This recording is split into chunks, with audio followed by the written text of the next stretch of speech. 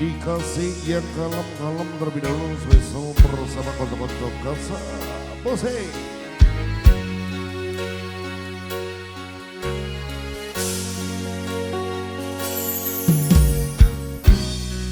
Selamat sentimeter di selawat sing ate janji mulai aku sawise ngrampung ke urusan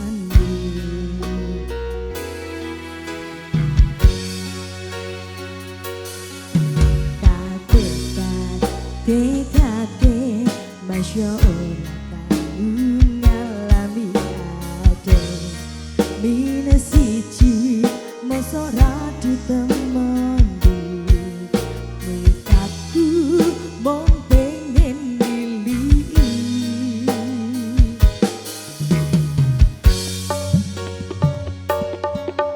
kepisah benua negara angin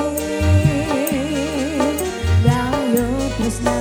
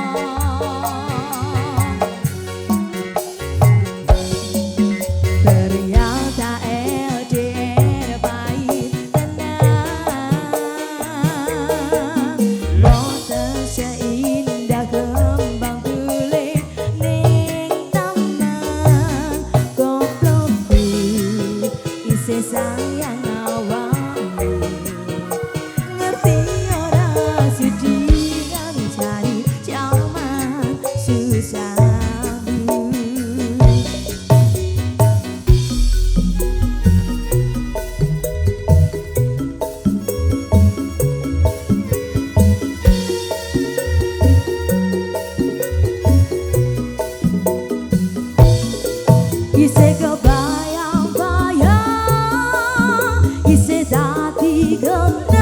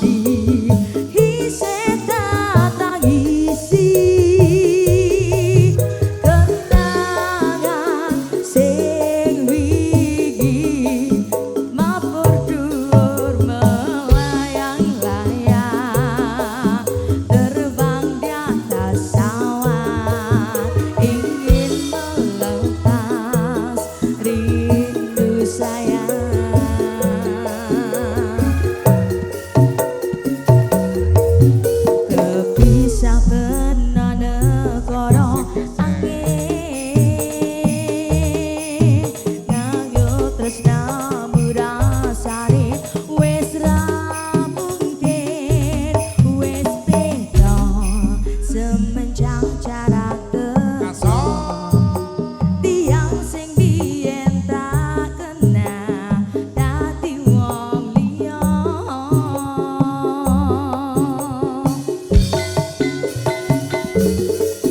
Ternyata LDR baik tenang, boten seindah kembang tule ning taman. Koplokku isih sayang awakmu, ngerti ora setian jari jaman susahmu. Oke baik, terima kasih Mbak Risa Milen yang mana sudah berlalu sempat tebang permintaan dari Mbak Yuli yang tadi mengendaki sempat banget ya.